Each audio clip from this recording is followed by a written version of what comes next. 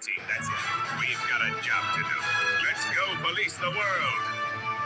Ooh, look, a Moose production.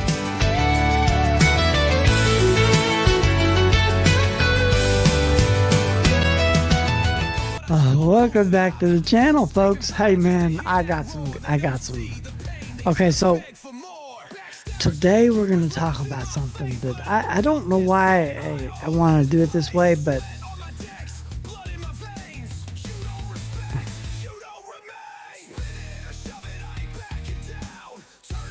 I do want to say, yeah. Oh, this is what I want to say first.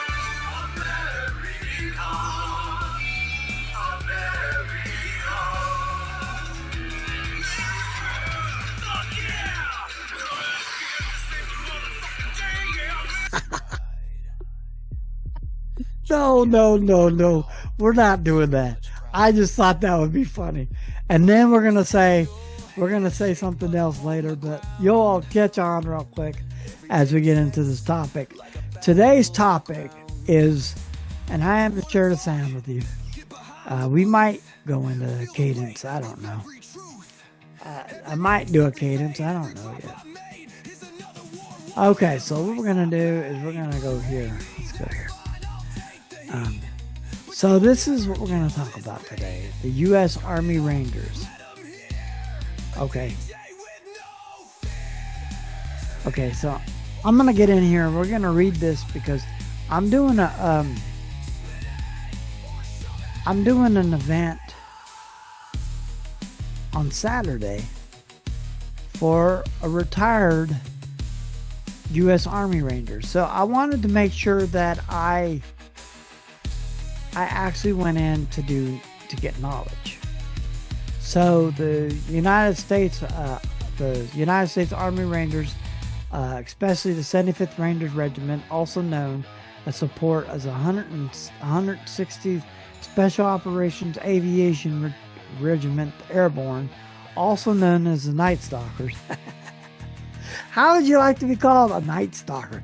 Man, I am a Night Stalker.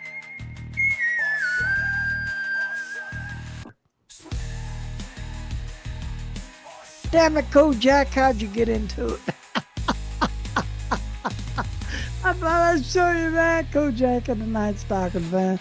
The Night Stalkers are a specialized Army aviation unit that provides unique air support capabilities for special operation forces included in the Army Rangers.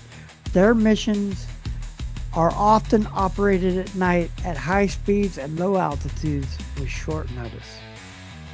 The Night Stalkers unit is a variety of highly modified helicopters for their missions. And they talk about that, and they also talk about the coordinated air support that they have is the F-35A Lightning. But let's get into this one. This was where it gets interesting. So you know how I always like to do. I like Wikipedia because people like me can get in there and edit the Wikipedia. So yeah, so it's like it's an edited form.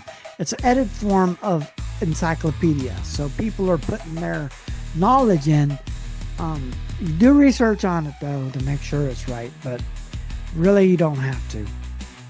Not on this subject.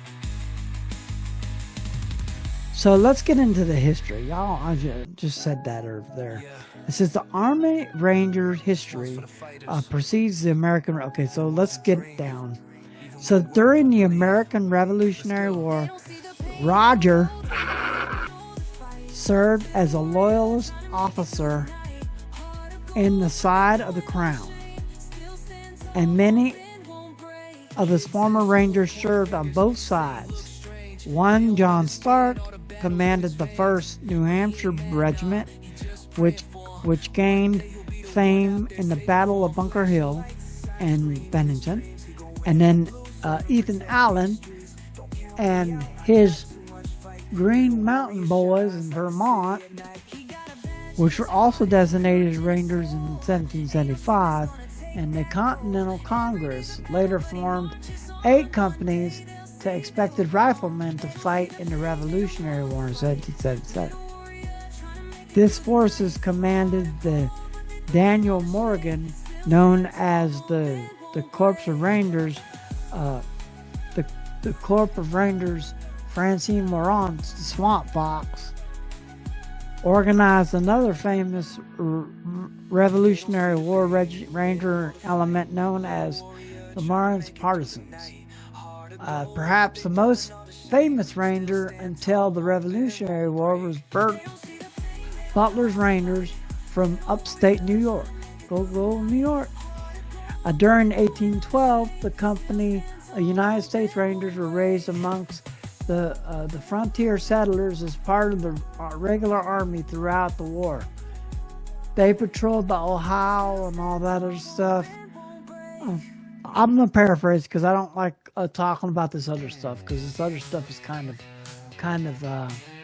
people call it racist, but not really, because you had to been there. I don't know.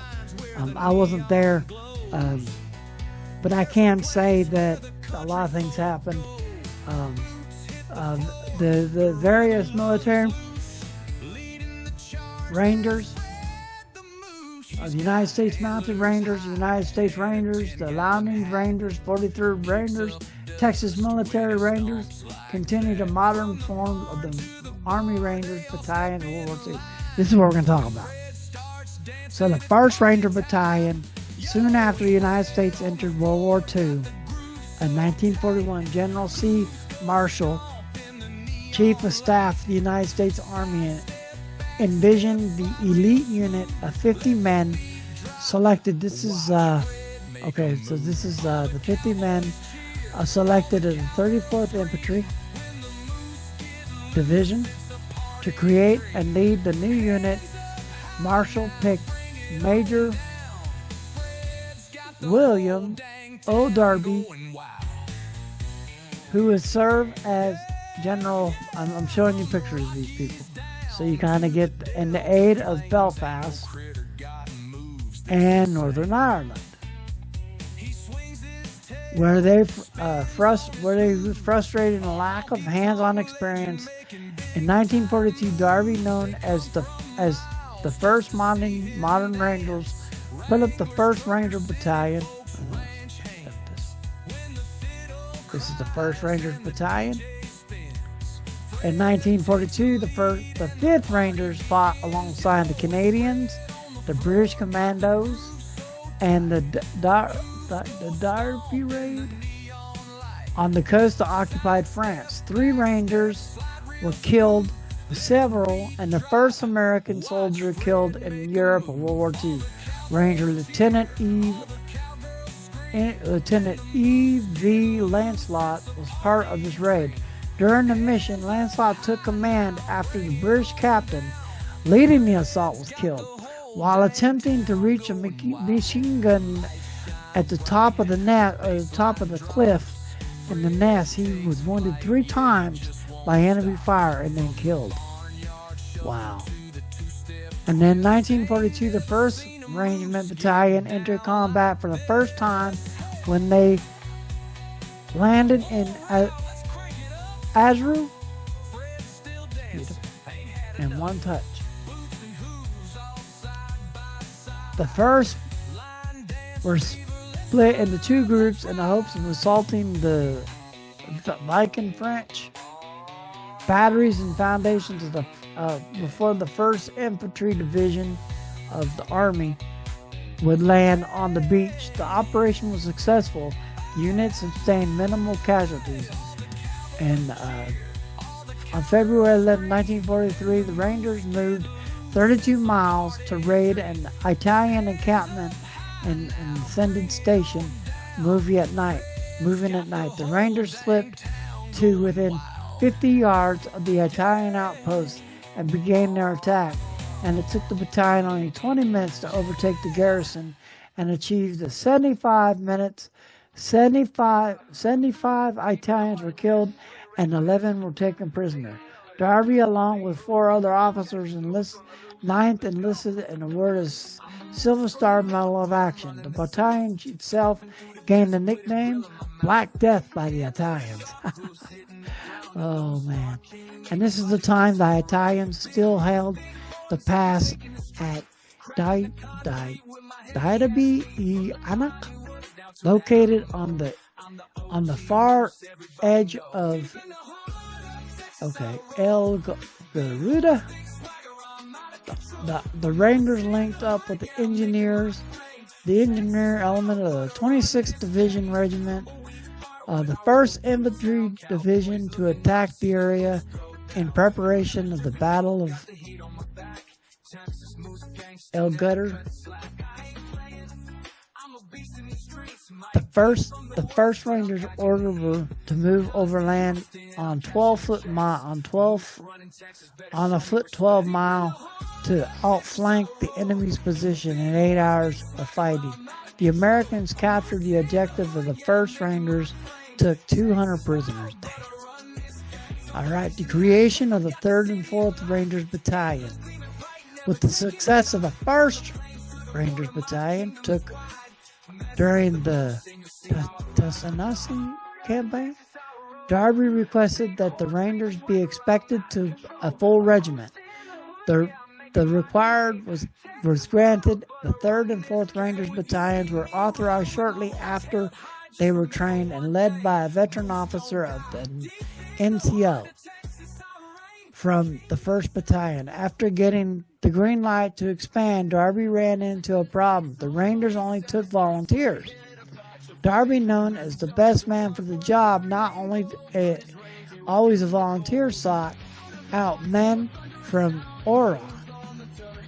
Although he was still limited and he could only accept volunteers to begin to find ways around this. For instance, he began to give speeches, put up posters, and encourage the officers to scout around for eligible candidates. By June 1943, 3 Ranger battalions were fully operational. Excuse me.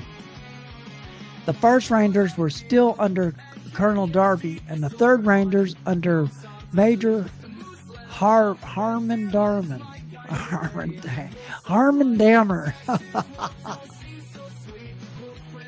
Harmon, don't dammer it. I'm just kidding. Forgive me. I had to say that. And the boy, I bet you he got hell in school.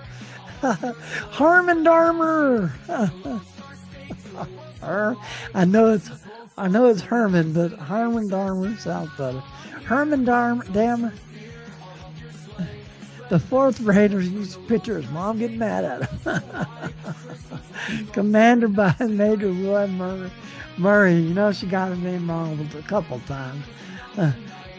All moms do. And the 1st Raiders Battalion were paired together with the place of General Terry Allen's 1st Division to spearhead the American landing of the Sicilian campaign.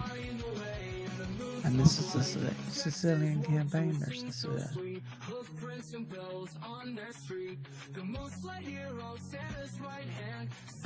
And then landing outside of Gila. Wow, that's pretty. The Rangers took the town just after midnight, starting off the battle of Gila. They held Gila, enduring 50 hours of constant attack with enemy artillery, tanks, and air force. Following the 2 Rangers battalions, they were ordered to the town of Buttra. That's wow. A fortress suspended on a 1,300-foot high edge of the cliff in Barna Beach was almost withdrawn from the battle. They requested artillery to level the city. A platoon of Rangers volunteered to beach the defense. 2 privates, John C. and John Constantine, sneaked in behind enemy lines and tricked the Italians and Germans into surrendering the city. Wow, that's fucking cool. The fall of the 1st and 3rd, the battalions. Oh man. Okay, after a break of Christmas in 1943, the Rangers put together to join enough effort to occupy the town of Cisterine before the main infantry division moved in. On the night of the 30th of January 1944, the 1st and 3rd Battalion moved into the town, passing many German soldiers who did not appear to notice the Rangers slip by. The 4th Ranger Battalion, which approached the town from the opposite end, met opposition almost immediately on the road. During the night, the 1st and 3rd Rangers Battalion separated by 2 miles, and daylight. Okay. This is pretty cool, man. Okay, so here we go. Here we go. This is the 2nd and 5th Rangers Battalion. And the 5th. And then it's at Camp Forest in Tennessee. In 1940, they first saw action June 6th of June 1944 during Operation Overload.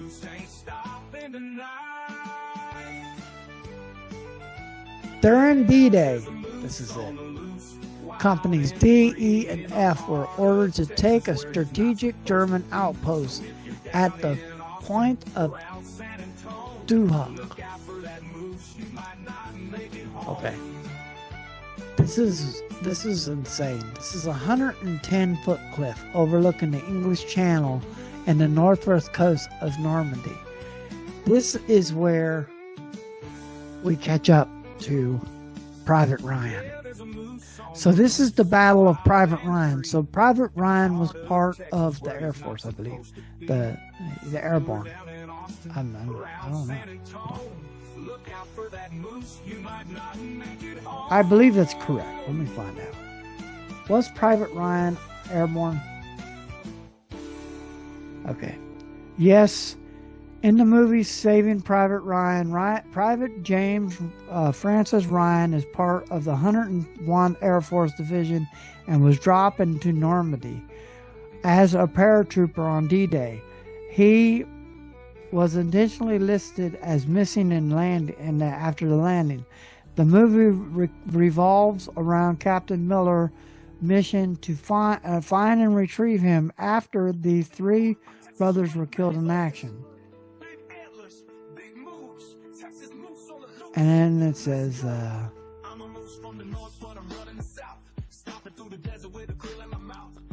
so they was part of the 101st Airborne, known as the Screaming Eagles. The 101st Airborne Division, also known as the Screaming Eagles, are a U.S. Army modern infantry division trained for air assault during operations during World War II in Normandy and everything else. So yeah, that was true. And it says division was affected in 15th in 1942 at Camp Carlin, Louisiana. In 1942, it was the first commander was Major General William C. Lee. Promised his new recruits that 809 had no history, but had revolutionized it with destiny. General Order number 5, which gave birth to the division, reads as follows. The 101st Air Force Division activated Camp Carlin, Louisiana, had no history, but it has a revolution with destiny, like early American pioneers who evinced the courage was the foundation stone of the nation. We have broken parts. Okay, so that's pretty much it, guys. I don't want to get into this too much. I mean, it took a lot of your time, but yes, this is what we're doing on Saturday. I know I didn't talk nothing about the event. I talked about my favorite. I know that I started off with America. Fuck yeah. Team America could save the motherfucking day, yeah. I know I had to start that. And I know you heard Roger Ramjet. He's our man, hero of our nation. But I want you to know the only reason we exist is because of our boys going overseas and fighting for us on a day in, day out basis. So, when you see a retired, or you see a serviceman, or you see a police officer, or you see a nurse, or you see somebody that, the firefighter, go out of your day and go out of your way and shake their hand and say thank you. I know you don't like the police as much as I do. But I will tell you this. We need to give respect where respect is due. I did this video because the 4th of July is coming. And 249 years. And next year, the big 250, we're going to do something big. So be on the lookout for that 250 birthday party, because we're going to have a blast. You know what? I am not going to DJ somebody's party. I'm going to DJ here in my neighborhood. I'm going to set my gear up, and I'm going to go ahead and pound all night. I know people ain't going to like it, but that's what I'm going to do. Because we celebrating the big 250, y'all, and might as well go ahead and go off with a bang. Bang, bang, bang, shoot 'em up, pop, pop. I can't own a gun. I can't own a gun, but that's why I make a rubber band gun, it is. Deuces, baby. All right, like I said, deuces. Happy birthday, America.